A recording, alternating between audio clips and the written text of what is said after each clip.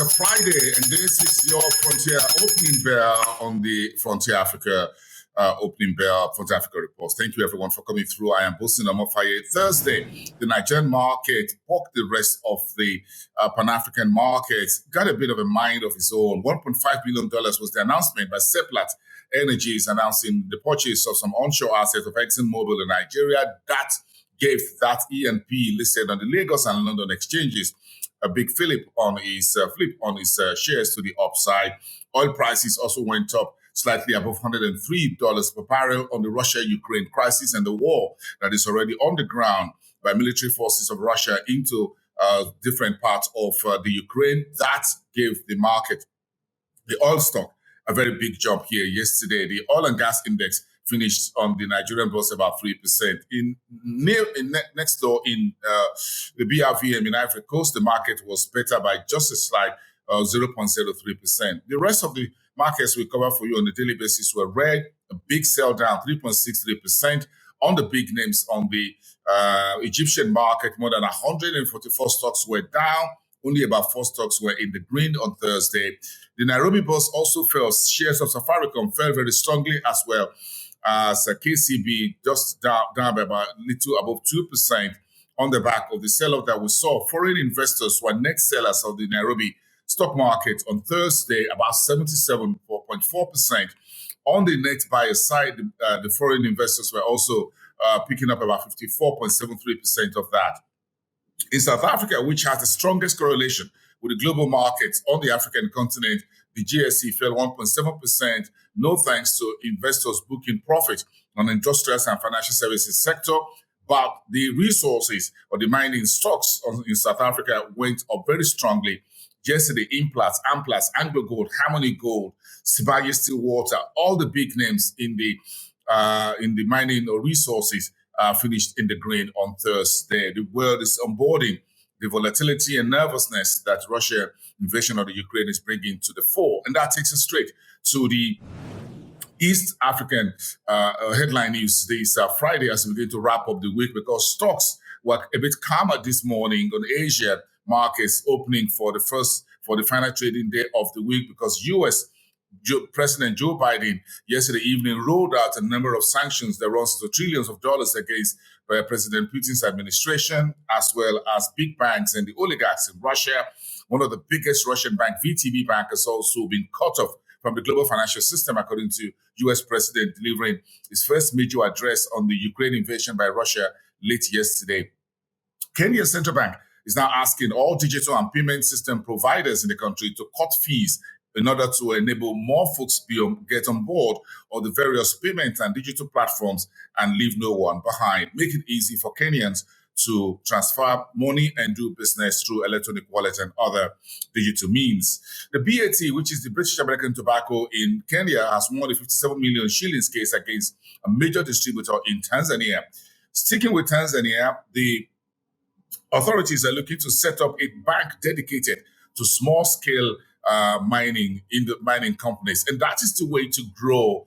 Tanzania is looking to enable indigenous small players in the mining industry to move on. The next level is to get them on the market.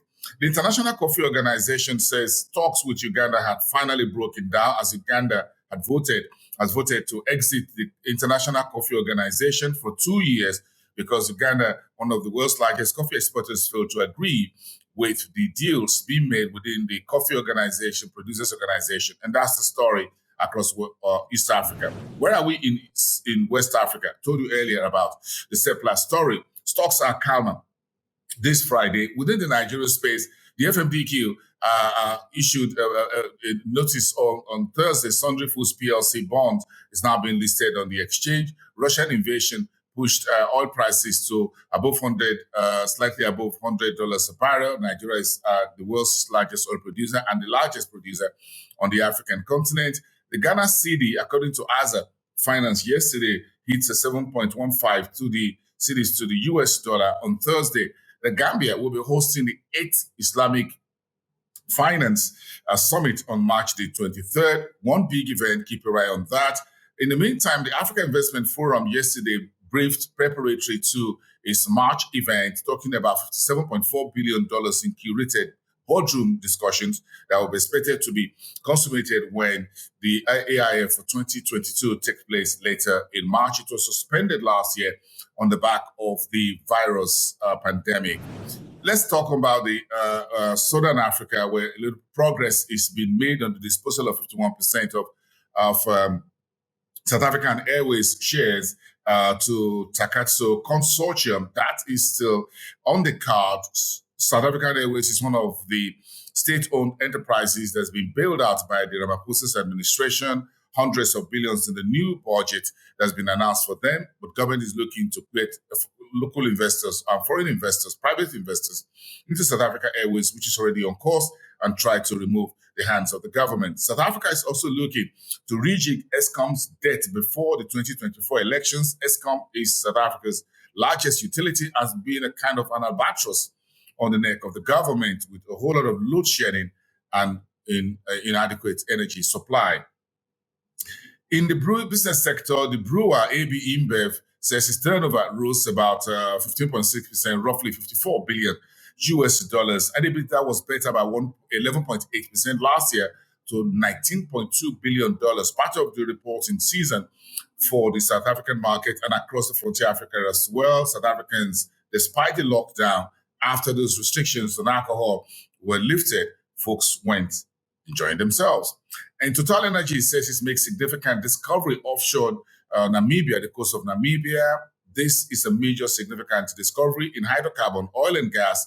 Actually, activities has been going on there. TotalEnergies owns a very chunk of shares in those hydrocarbon exploration activities, and Namibia is gearing up very strongly in the oil and gas space. And we finish up as always in East Africa. Let's get the North Africa into the conversation now. Move up, everyone, to Egypt. Remittances up 6.6% year on year to about $28.5 billion in the 11 months to November last year. That's according to Egyptian authorities, while the country's exports to the European Union surged about 56%, nearly 60%. That's roughly $10 billion for the full year 2021. And Egypt has hired 6 international banks to help it move into the global marketplace with the Sukuk offering. It's a non-interest-bearing type of borrowing, and Egypt is now quick to follow in the footsteps of Nigeria, using Sukuk borrowings to deal with some infrastructure issues. And Saham Assurance is listed on the stock market in Casablanca, Morocco. PAT up nearly 80%, 360 million dirhams for the full year 2021. And summing it up in the Northern African market is Tunisia, planning a 1.4 billion dinars bond issuance for the full year 2022. You have been briefed. That's your Frontier Opening Bell. This Friday, the 25th of February. Enjoy the rest of your day and the rest of your weekend. I'll see you next time. Go on our YouTube, Frontier Africa Reports, to watch this show, as well as other shows. And you can read our stories and other videos that we have on our website, frontierafricareports.com. We would love you to also follow us on social media, on Instagram, on LinkedIn, on Twitter, and Facebook, and all other platforms as well. I'll see you again. Enjoy your weekend, everyone. Bye for now.